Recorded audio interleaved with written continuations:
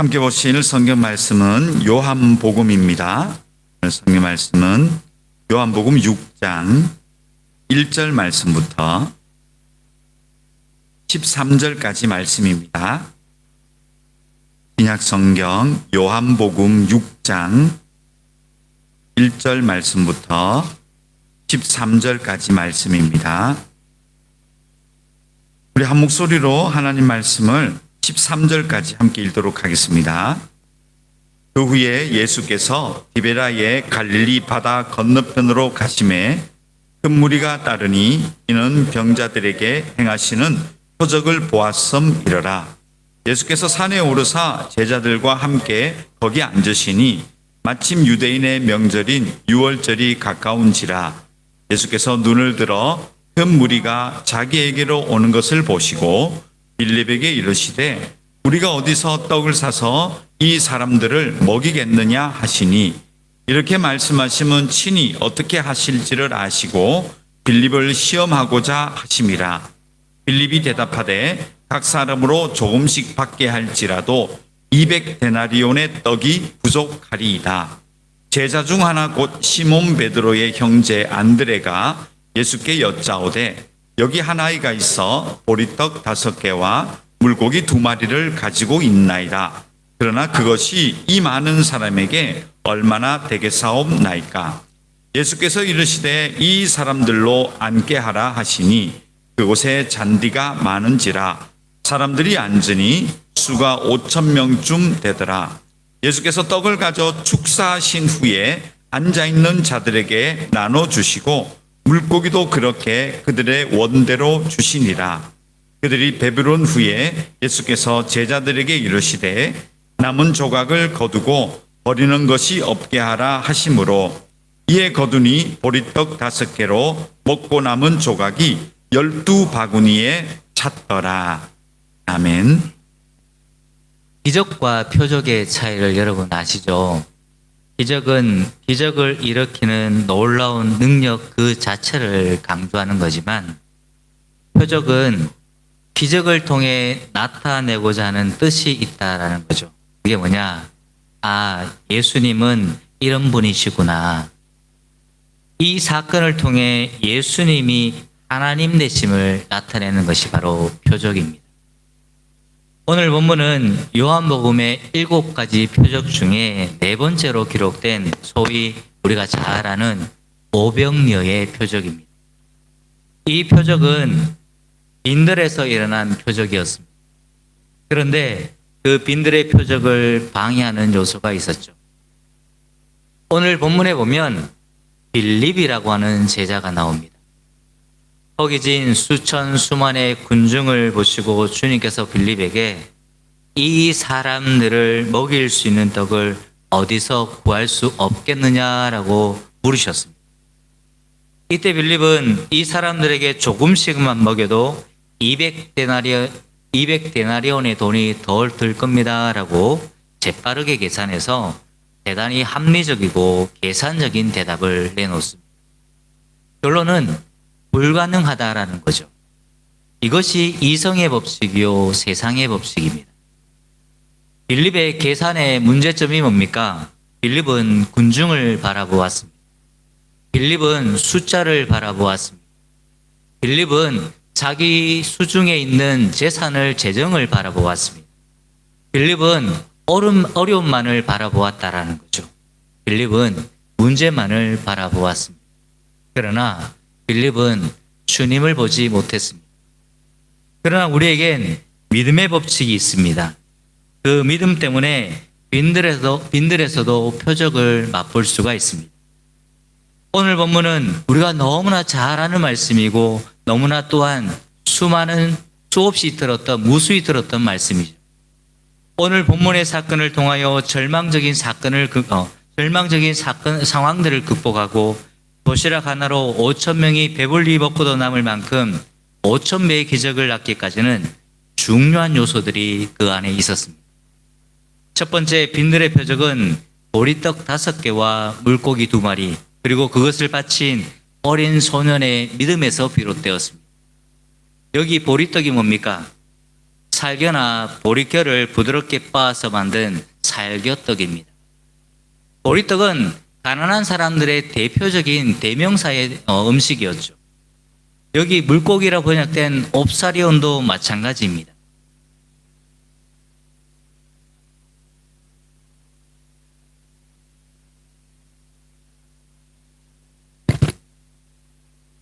낚시꾼들이 낚시를 하다가 큰 고기가 잡히면 바구니에 담아서 이렇게 가지고 오지만 작은 물고기는 다시 이렇게 놓아주지 않습니까?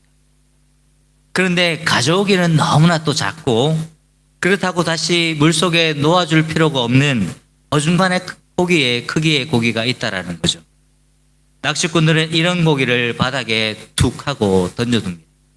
그러면 고아나 과부나 가난한 자들이 바닷가에 나가서 이것들을 주워다가 자기들의 양식으로 삼았는데 이처럼 조기 새끼 같은 작은 물고기가 바로 옵사리온이었습니다. 지금 예수님 앞에 보리떡 5개와 작은 물고기 2마리가 받쳐졌습니다. 가난한 사람들의 한 끼 도시락이었습니다. 그런데 이 보잘것없는 음식에서 표적이 일어났다라는 거죠. 이 표적은 어린 작은 소년의 작은 헌신과 희생을 통하여 이루어졌습니다. 주님은 언제나 표적의 씨앗을 우리에게 요구하십니다. 빈들의 표적은 하늘에서 그냥 뚝 하고 이렇게 떨어진 것이 아닙니다. 어린 소년이 예수님께 드린 이 떡과 작은 물고기를 통하여 이루어졌습니다. 참으로 보잘것없는 것이 표적의 씨앗이 되었습니다. 이 작은 헌신이 5,000배의 표적을 받을 수 있는 그릇이 되었다라는 사실이죠. 언제나 표적은 믿음이라고 하는 그릇 위에 담겨집니다. 표적은 믿음의 그릇만큼 이루어집니다. 보리떡 5개와 물고기 2마리는 빈들의 표적을 위한 필수적인 요소입니다. 이 시간 우리들에게도 빈들의 표적을 일으킬 수 있는 각자의 씨앗이 우리에게 있습니다. 보리떡이나 물고기와 같이 아주 쓸모없는 것처럼 보일지라도 각자의 도시락이 여러분 손에 들려져 있습니다. 하나님은 우리에게 많은 것을 요구하시지 않습니다. 소년은 특별한 아이도 아니었습니다. 또한 소년이 가지고 있었던 도시락도 대단한 것이 아니었습니다. 이 정도 없는 사람은 아무도 없다라는 사실이죠.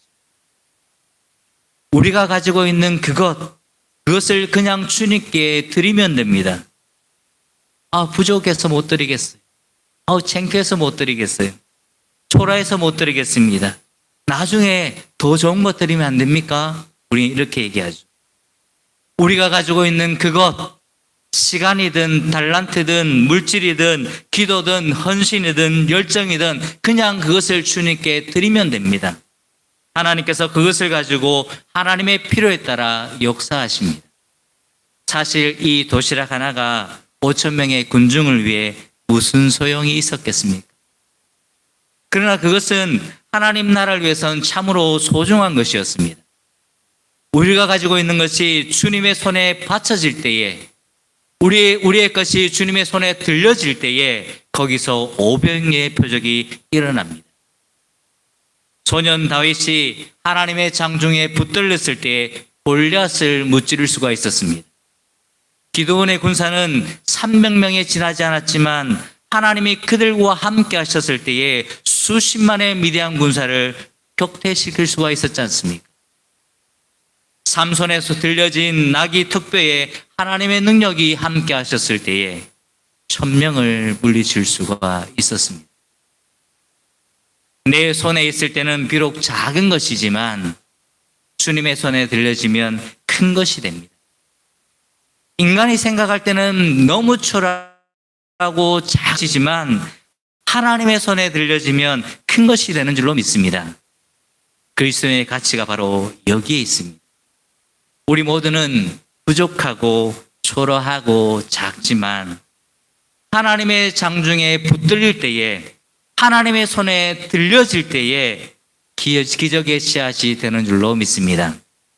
우리 사이공 선교교회 작지 않습니까? 그러나 하나님의 손에 들려질 때에 선교하는 교회로서 한인 사회뿐만 아니라 영적으로 척박한 이 땅을 향해 쓰임받는 교회가 될 줄로 믿습니다. 미국 남북 전쟁 때 일입니다. 곳곳에서 전투는 벌어지지요. 양식은 부족해지지요. 전쟁은 길어지고 있었습니다. 그때 부하 한 사람이 링컨에게 이렇게 얘기합니다. 카카, 하나님께서 지금 우리 편이면 얼마나 좋을까요? 그때 링컨이 이렇게 대답을 하죠. 나의 관심은 지금 하나님이 우리 편인가 아닌가에 있지 않습니다. 다만 지금 내 자신이 하나님 편에 서 있는지를 되뇌이고 있습니다. 우리가 하나님을 바라보면 언제나 하나님은 우리를 바라보고 계십니다. 우리가 하나님께 손을 내밀면 언제나 하나님은 내 손을 붙들어 주십니다. 우리가 하나님 편에 서면 언제나 하나님은 내 편이 되어 주십니다. 비록 우리가 보리떡 같고 옵사리온 같은 존재들이지만 반드시 하나님이 우리를 받으셔서 우리 교회를 세워가시고 우리를 통해 이 땅을 살리시며 이 민족과 이 세계 열방을 구원하는 바로 그 증인으로 우리를 사용하실 줄로 믿습니다. 둘째, 빈들에서 표적을 낳는 두 번째 요소는 표적의 통로가 되었던 안드레라는 제자가 있었습니다. 안드레는 빌립과는 달랐습니다. 주어진 문제를 자기의 이성으로 풀어본 것이 아니라 그 문제를 예수님께로 가져가죠. 도시락 하나 가진 소년을 예수님께로 인도를 합니다. 안드레는 인도하는 은사가 있었습니다. 안드레는 예수님의 수제자 베드로를 주님께로 인도합니다. 예수님을 찾아온 헬라인들을 예수님께로 인도했던 제자가 바로 누구냐? 바로 안드레였습니다. 안드레는 문제가 있을 때마다 예수님께로 그 문제를 가지고 나오는 제자였다라는 거예요. 바로 거기에 만사가 문제가 해결이 되는 능력이 있습니다. 문제가 있을 때마다 예수님께로 그 문제를 가지고 나올 수 있기를 바랍니다. 세 번째로 빈들의 표적은 감사로 이루어진 표적이었습니다. 11절 말씀을 보시면 예수님께서 떡을 가져 축사하셨다라고 되어 있습니다. 이 말씀은 자연스럽고도 태연한 식사 감사 기도를 의미하는데요. 즉 보리떡 5개를 놓고도 마치 5,000명의 식사가 태산처럼 쌓여 있는 것처럼 감사 기도를 드렸다라는 거죠. 5,000명을 앞에 놓고 보리떡 5개와 물고기 2마리로 어떻게 감사의 기도가 나올 수 있었을까요? 그러나 주님께서는 감사의 기도를 드립니다. 예를 들어서 우리의 삶의 환경이 지금 끝이 보이지 않는 터널 속을 지나고 있다고 생각할 때에 여러분 감사의 기도가 나올 수 있겠습니까? 그러나 감사하십시오. 그러나 감사하십시오. 그럴 때에 오병래의 기적은 일어날 줄로 믿습니다. 이 감사는 선제적인 감사입니다. 이는 베풀어 주셨던 축복만을 감사하거나 도움의 통장을 손에 쥐고 감사하는 것이 아니라 앞으로 주님이 베풀어 주실 축복을 영상으로 그리면서 믿음으로 드리는 감사입니다. 믿음으로 미래의 것을 미리 잡아당겨 감사하는 것이 선제적인 감사입니다.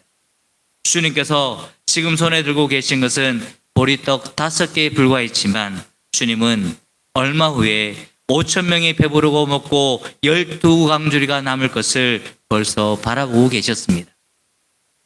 엘리야는 손바닥만한 구름 사이에서 큰 소낙비를 보았습니다. 이것이 바로 믿음입니다. 보십시오. 빌립은 200데나리온의 떡을 싣고 와서 조금씩만 먹게 한다 할지라도 부족할 것이라고 진단했습니다. 인간의 머리로, 인간의 이성으로, 인간의 계산으로, 인간의 자원만으로 살다 보면 인생은 언제나 조금씩이나 타령하고 부족한 것, 모자라는 것, 없는 것 투성이 이런 것 노래하다가 인생이 끝이 납니다. 그러나 11절, 12절 말씀을 보십시오. 제가 읽어드리겠습니다. 예수께서 떡을 가져 축사하신 후에 앉아있는 자들에게 나눠주시고 물고기도 그렇게 그들의 원대로 주시니라. 그들이 배부른 후에 예수께서 제자들에게 이르시되 남은 조각을 거두고 버리는 것이 없게 하라 하심으로. 아멘. 예수님께서 축사를 하셨습니다. 그리고는 원대로, 그들의 원대로 주라고 말씀하셨습니다. 조금씩 주는 것과 원대로 주는 것은 분명 다르지 않습니까? 뿐만 아니라 저희가 배부른 후에 남은 조각을 거두니 12광주리가 남았다라고 말씀하고 있습니다. 신앙생활에서 빌립의 방법은 언제나 부족합니다.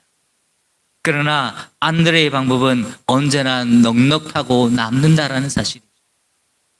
여러분, 언제나 하나님께 내가 만든 답을 가지고 나오려고 하지 마십시오. 하나님께 언제나 나의 이성을 가지고, 나의 지식을 가지고, 나의 생각을 가지고, 나의 합리적인 판단을 가지고 나오려고 하지 마십시오. 있는 그것을 가지고 주님께 나오시길 바랍니다. 있는 그것 가지고 주님께 간구하시고 매달리시길 바랍니다. 있는 그것 가지고 주님께 무릎 꿇고 엎드리시길 바랍니다. 그럴 때에 주님이 해결하시는 줄로 믿습니다.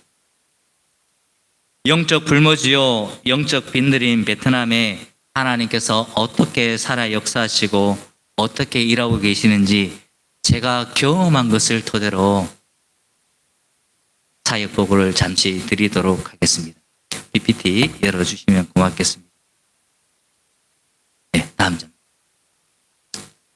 제 이름은 김창년입니다. 제가 언제 왔는지 이렇게 살펴보니까 여권을 뒤져보니까 2012년 1월 12일 날 베트남에 도착을 했더라고요. 3년간 한인교회에서 부목사로 사역을 하다가 총회에 들어가서 선교부에 들어가서 훈련을 받고 2015년 6월 8일 날 타문화권으로 다시 파송을 받아 나왔습니다. 제가 소속되어 있는 교단은 대한예수교 장로회 갈로열고 통합 갈로닫고 총회입니다. 네. 별로 안 멋있으시네요. 네, 목사들은 이게 다 아는데. 제 주후원교회는 포항 장성교회고요. 제가 베트남에 온 지 지금 13년째 이렇게 되었습니다. 다음 장. 베트남 선교 사역을 위한 방향으로 제가 이렇게 생각해 보았는데요. 목적으로는 하나님 나라의 확장입니다. 그 가운데 제가 쓰임 받았으면 좋겠고, 그 무엇을 가지고 나갈 거냐? 하나님의 사랑입니다. 물질도 아니요, 능력도 아니요, 하나님의 사랑입니다. 방법으로는 현지인들과 베트남 목회자들과 성도들과 함께 사vik인과 나눔을 통해서 그렇게 하려고 합니다. 그렇게 하기 위해서는 베트남 교회와 또한 현지 사역자들과 협력이 필요하겠죠. 다음입니다. 저희의 선교 사역은 크게 두 부분으로 이렇게 나눌 수 있는데요. 하나는 다음 세대 사역이고 또 하나는 현지 교회가 지역 사회에 선한 영향력을 확대하는 겁니다. 이 일들을 위해서 하나님께서 뜻이 통하는 분을 만나게 하셨는데 장재식 목사님 과정과 12년째 이 땅에서 하나님 나라 확장하는 일에 함께 동행하고 있습니다. 다음입니다. 다음 세대의 사역의 첫 번째로 저희들은 교회 교육 사역을 하고 있는데 어린이 성경학교와 그다음에 비스타 청소년 집회와 다음 비스타 대학생 청년 집회 다음 어린이 전도 집회 그 다음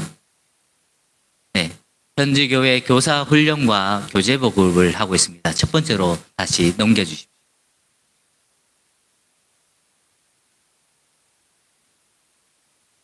저희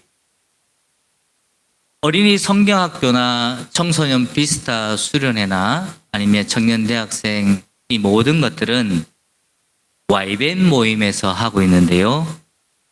저희 YBN 모임은 이웃 비엔남이라는 약자입니다. 베트남 사랑, 베트남을 사랑하는 사람들의 모임, 이런 뜻이죠. 현지인들이 주축이 되어서요, 이것들을 함께 감당하고 있습니다. 현지 교회 인적, 물적 자원이 부족해서 성경학교나 수련회를 조직하고 운영할 수 없는 열악한 지역 교회를 저희 YBM 모임에서 한 교회에 저희들이 들어가면요, 성경학교는 4년 동안 4년 커리큘럼으로 첫 번째로 밥 주어 예수님을 만나요. 두 번째로 빚 주어 예수님을 알아요. 3년 차는 용 주어 예수님을 닮아요. 4년 차는 태워 주어 예수님을 전해요, 따라요, 이런 내용으로 저희들이 교육을 하고 있고요. 청소년 수련회 비스타는 비엔남 스튜던츠 올레이션스라는 이 약자인데요. 저희들이 3년 동안 저희들이 이 사역을 감당하고 있습니다. 한 번 하면. 그리고 저희들이 매년 어린이 전도 집회를 하고 있는데요. 3차례 내지 4차례 정도 하는데, 현지 교회에서 요청이 들어오면 저희들이 이 일들을 감당하고 있습니다. 저희들은 이 YBM 모임을 이끌어가면서 현지인들이 주축이 되어서 주동이 되어서 이 일들을 감당할 수 있도록 그런 역할들을 하고 있습니다. YBM 모임은 베트남 각 교회에 다니는 현지 대학생, 청년 자원 봉사자들로 이루어져 있습니다. 저희들이 이 친구들에게 페이를 하거나 보수를 주거나 장학금을 주거나 이렇게 전혀 하지 않습니다. 이들 중 상당수가 지방 교회에 있는 저희들이 운영하는 YBN 성경학교나 이 비스타 청소년 수련회 출신들로서 그들이 받은 은혜를 다시 나누기 위해서 이 사이공으로 대학교나 직장을 찾아오면 저희 YBN 교사로 섬기고 있는데요. 그 퍼센테이지를 보니까 한 40% 정도 되더라고요. 베트남 복음화를 위한 이들의 헌신을 통해 베트남 구석구석까지 하나님의 사랑과 말씀을 흘러가게 할 뿐만 아니라 베트남 젊은 청년들에게 삶의 방향성을 제시하고 올바른 창조성으로 기독교 가치관을 가르치고 적용할 수 있도록 돕고 있는 모임입니다. 5번째 한번 보여주실래요? 현지 교회 교사 훈련 및 교재 보급을 하고 있는데요. 작년에 복음 전도 총회에서 저희들에게 교사 교육을 해줬으면 좋겠다, 이렇게 해서 한 2개 성 정도 교사들을 뽑아가지고 이렇게 두 사모님이 가셔가지고 교사 교육을 했던 적이 있었습니다. 저희들은 이 일들을 감당하고 있습니다. 이 YBM 모임의 이 교사들, 청년들은 우리가 저희들이 아무것도 해주는 게 없는데 밥만 줍니다.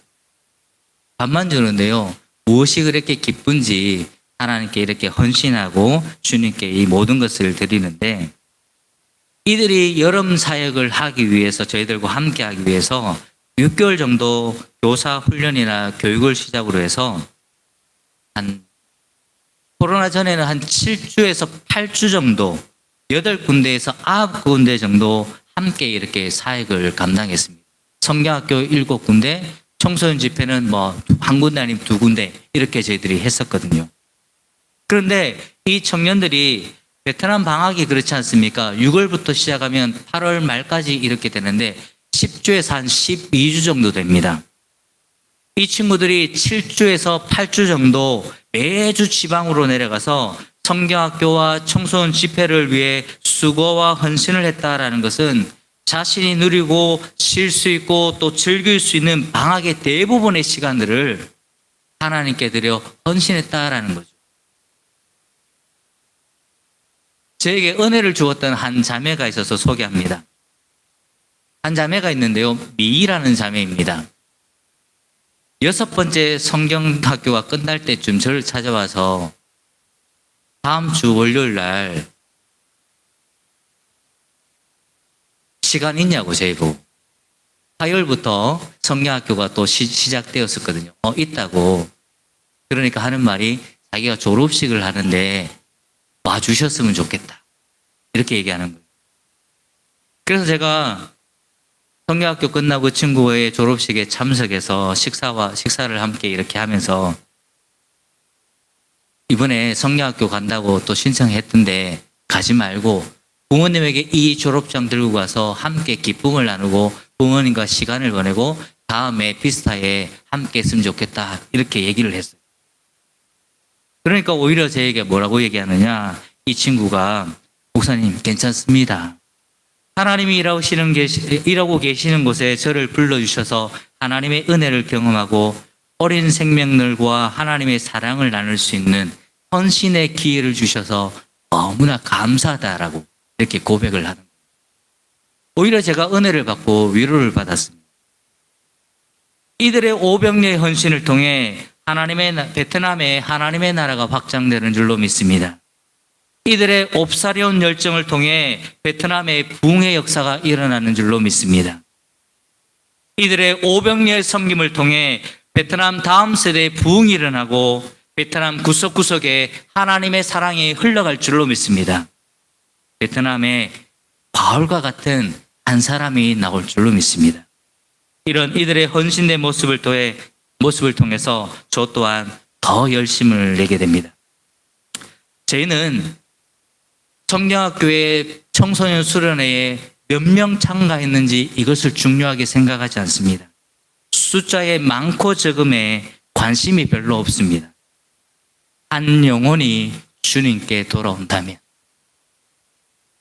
한 영혼이 주님께 돌아와 헌신한다면 그 한 영혼을 위해서 물질도 헌신도 열정도 쏟아부을 수가 있습니다. 우리 많은 베트남의 이 교사들이, YBN 교사들이 이 일들을 위해 헌신하고 있습니다. 여러분도 함께 이 일들을 위해서 기도해 주시면 좋겠습니다. 올해도 한 4군데에서 5군데의 여름 성령학교가 이어지는데요. 6월 10일부터 해서 7월 초까지 4군데에서 5군데가 열려집니다. 함께 기도해 주시고요. 8월 5일부터 8월 8일까지 3박 4일 동안 판티엣 교회에서 린투원성 청소년들을 한 70여 명 이렇게 초청을 해가지고 비스타 청소년을 열려고 합니다. 여러분들이 기도해 주시면 고맙겠습니다. 두 번째, 베트남 다음 세대 사역으로 성경 전달 사역이 있는데요. 우리 담임 목사님 통해서 많이 들으셨죠? 성경 나눔은 구제가 아닙니다. 가난하니까 성경 사주자는 게 아닙니다. 어린 생명들이 하나님의 말씀을 배우고 깨달아, 다음 장면 넘겨주십시오. 하나님의 말씀의 가치를 깨닫고 하나님의 말씀대로 살아가기 위함입니다. 하나님의 말씀만이 우리의 심령을 변화시킬 줄 믿고 확신하기에 어린 생명들에게 하나님의 말씀을 나누고 있는 겁니다. 또한 그 말씀의 가치를 깨닫고 그 말씀을 고백하고 헌신하는 한 사람이, 바울과 같은 한 사람이 이 베트남 땅 가운데 세워진다면 베트남 땅에 그리스도의 계절이 좀 더 빨리 오지 않을까라고 생각이 듭니다. 많은 성도님들이 가나 혼인잔치의 하인들처럼 이름도 빛도 없이 묵묵히 수고와 헌신을 해주셔서 이 일들이 이루어지고 있습니다. 이 자리를 빌어서 감사의 인사를 합니다. 감사합니다. 다음 장면 넘겨주십시오. 현재 저희들이 다 아시죠? 성경책, 성경가방, 학용품 해서 1인당 30만 동씩 2022년도에 15교회 559건이, 2023년도에는 25교회에 1674건이, 그리고 올해에 164건이 전해서 토탈 2,400건, 약 2,400건이 46교회 아이들에게 전해졌습니다. 함께 이 일들을 위해 수고해 주시고 헌신해 주셔서 너무나 감사드립니다. 두 번째로,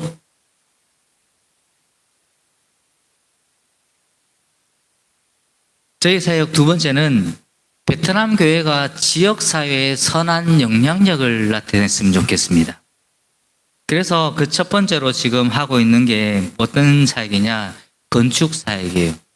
이거 별로 하고 싶지 않은데 하다 보니까 어느 순간 이렇게 많이 건축을 했더라고요. 별로 안 하고 싶어요. 근데 이제 곰곰이 생각하고 기도해 보니까 이 시골에 가면 진짜 우리나라 말로 학고방 같은 그런 곳에서 예배를 드리거든요. 조그마한 집에서. 그때 하나님 무슨 말씀을 어떤 생각을 주시냐면, 교회가 번듯하게 이 시골에 그래도 좀 세워진다면 지역 주민들에게 교회의 위상이 좀 높아지지 않을까, 이 마음을 주시더라는 거죠. 또한 그 교회 건물로 인해서 전도가 되어지는 건 아니지만 전도의 효과가 좀 나타나지 않을까. 늘 학고방처럼 이렇게 거기서 예배를 드리고 소장농으로 살아가는 그 소수종족 사람들이 주눅 들어져 있는데요. 주눅 들어졌던 이 성도들이 이 교회로 인해서 좀 자부심이 생기지 않을까라는 생각이 들었다라는 거죠. 그래서 현지 교회 건축을 하고 있고요. 지금 제 교회가 감당하고 있는 정수 시설을 제가 이 일 가운데 함께 하고 있습니다. 잘 아시죠? 정수 시설. 믿지 않는 자들이 교회에 발을 들일 수 있는 귀한 컨택 포인트가 되고 있습니다. 또한 지역사회를 교회가 섬기고 있는 지역사회의 선한 영향력을 나타낼 수 있는 좋은 매개체로 이 정수시설이 쓰임받고 있습니다. 세 번째로 사랑 나눔입니다. 저희 교회가 교인들에게 많은 이렇게 사랑 나눔을 했는데요. 올해부터는 현지 교회가 지역 관공서와 또한 협력을 해가지고 지역사회의 선한 영향력을 나타내기 위해서 이 사랑 나눔을 확대해 보려고 합니다. 이 일들을 위해서 여러분이 함께 동참해 주시고 기도해 주신다면 너무나 고맙고 감사하겠습니다. 여러분, 작은 헌신을 통해서 이 일들이 이루어지고 있습니다. 작은 드려짐을 통해서 이 일들이 이루어지고 있다는 사실이죠. 주님의 살아계심이 이 땅 가운데 표적으로 나타나고 있다는 사실이죠. 조금 오래된 영상입니다. 제가 만들지를 못해서요. 영상을 잠시 보고 계속 설교 말씀을 맺도록 하겠습니다. 죄송합니다. 아닙니다. 잠깐만요. 한 번 더 넘겨주시겠어요? PPT? 네, 죄송합니다. 저희 선교의 방향은 이렇습니다. 선택과 집중을 통해서 하나님의 일들을 감당하려고 합니다. 선택은요, 현지 교회에 대한 이해와 연구가 필요하고 지속적인 관심과 지원이 필요합니다. 제가 다 할 수 있는 건 아니에요. 이 베트남 전역에 있는 교회들 다 할 수 있는 건 아니지 않습니까? 그리고 저와 관점이 같고 또한 뜻이 같은 목회자들과 성도들과 함께 이 일들을 감당해야 되지 않겠습니까? 그래서 그들을 선택해서 그들에 대한 이해와 함께 지속적인 관심과 지원을 하려고 하고 또한 집중을 할 겁니다. 어떤 집중을 할 거냐? 지역사회에 대한 선한 영향력 확대와 현지교회 자립을 위해서 집중할 겁니다. 또한 다음 세대가 이 땅 가운데 든든하게 서갈 수 있도록 하나님의 말씀으로 든든하게 서갈 수 있도록 집중하려고 합니다. 이 일들을 위해서 함께 기도해 주시면 고맙겠습니다. 베트남 인간적으로 생각하기에 아직도 여전히 종교적으로 어려움이 있는 영적인 빈들로서 많은 어려움에 직면해 있지만 이 빈들에서 표적을 일으키시는 주님이 일하고 계시기에 오늘도 기대하고 기도하며 주님이 일하시는 그 현장으로 달려갑니다. 사랑하는 성도 여러분, 믿으십시오. 우리에겐 표적의 능력이 있습니다. 사랑하는 성도 여러분, 믿으십시오. 우리에겐 믿음의 은사가 주어졌습니다. 사랑하는 성도 여러분, 믿으십시오. 우리에겐 기도의 능력이 있습니다. 말씀의 능력이 있습니다. 영적인 빈들인 이 땅을 향해서 기도의 오병이여, 헌신의 오병이여, 시간과 달란트와 물질의 오병이어를 주님께 드림으로 날마다 삶의 현장에서 주님의 표적을 경험하는 주인공들이 다 될 수 있기를 주님의 이름으로 축원드립니다. 기도하겠습니다. 사랑의 하나님, 머리로 계산하고 감정적으로 열광하며 자기 만족을 위해 주님을 찾는 무리가 아닌 주님께 나의 것을 기꺼이 드리는 참 제자가 되기를 원합니다. 주님이 베풀어 주신 표적과 은혜를 통해 더 깊은 믿음과 헌신으로 나아갈 수 있도록 주님 인도하여 주시옵소서. 하나님께 저희 작은 것을 드림을 통하여 날마다 삶의 현장에서 주님의 표적을 경험하는 주인공들이 될 수 있도록 도와주시옵소서. 이 모든 말씀 예수님의 이름으로 기도하옵나이다. 아멘.